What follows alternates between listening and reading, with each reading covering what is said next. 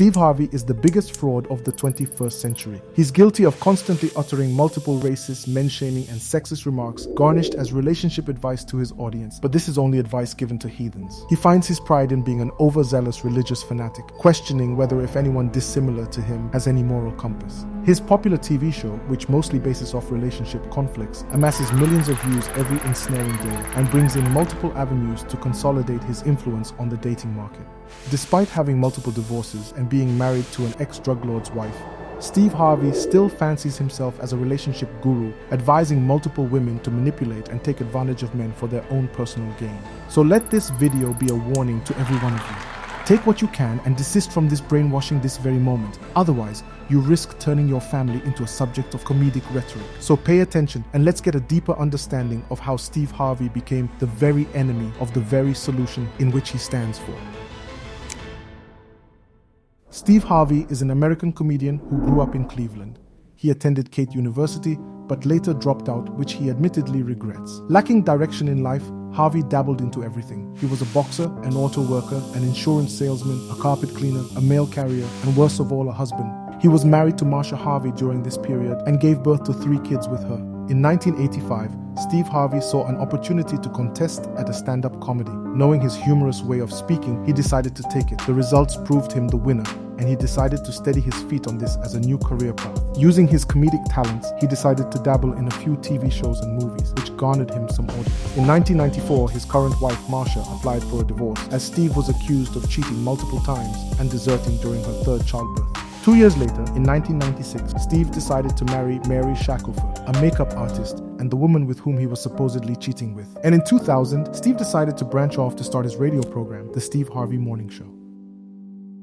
This was a pivotal moment for Steve Harvey, not only in respect to fame or money, but ownership of his life. Behind his microphone, Steve would constantly dish out relationship advice to his audience, which brought in multiple struggling couples looking for advice. Meanwhile, behind the scenes, Steve was also suffering from a messy divorce with his ex-wife, Mary Shackelford, and immediately after the divorce, got married to his now current wife, Majorie Bridges. Not too long after, his radio program had crafted him a strong and loyal fan base, and because of this, he decided to launch his book in 2009, Act Like a Lady, Think Like a Man. It was a bestseller within a week and sold multiple copies year after year.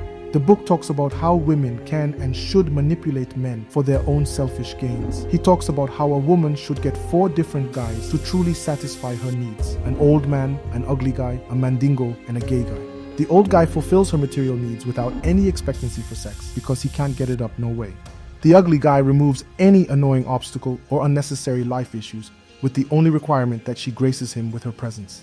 The mandingo guy, synonymous with black sex slaves with a huge boomerang, satisfying her sexual desires every day.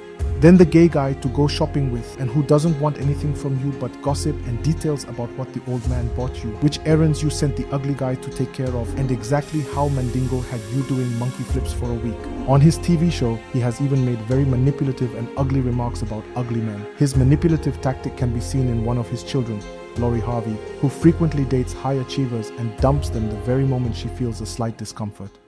Ugly men are the best men you can get. Look, first of all, they don't get invited into a lot of people's homes. So when they get there, they really behave really nicely. Ugly men know how to fix things. You ain't got to worry about them cheating on you because don't nobody else want them.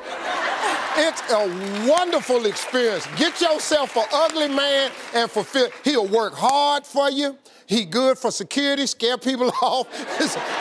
Yeah, get your ugly man. All your dreams come true. He frequently invites some women to his show to have further say in other people's relationships, creating a certain bias that favors the women more. It's no wonder his biggest consumers are women. His successes are on the bedrock of sounding woke for women's approval. But what some forget is that his goal is not to help, but to entertain. So bringing your relationship issues for Steve Harvey and the whole world to see and take a stance on is the recipe for your very own disaster. Nevertheless, Steve Harvey has also been called out by different races and even sued for multiple racist remarks. Remarks saying Asian men are below the standards of a respectable partner, telling blacks to spit on white people and assault old white women.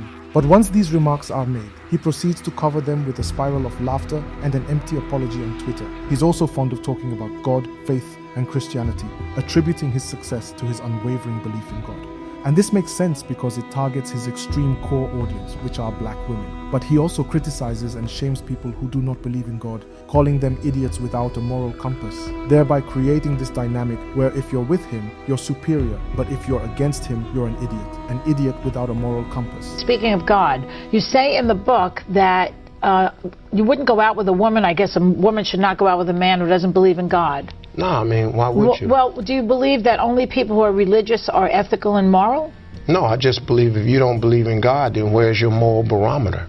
That's just me talking. I understand. You can believe what you want to believe, but if you're an atheist, you're basing your goodness and morality on what? I mean, but what is an atheist? I don't really get into that. You know, when I've talked to people all the time, I'm an atheist. I just walk away. I don't know what to say to you. You know, well, an atheist is someone who doesn't quite believe that there is somebody out there, some God out there. Well, then to me, you're an idiot. But Steve Harvey is about to, if not already, dance to his own music. Recent rumors say that Majorie cheated on Steve with his bodyguard and chef. Although debunked by Steve, if we look back on any celebrity cheating rumors, we can almost say with a degree of certainty that there's some harsh truth to it.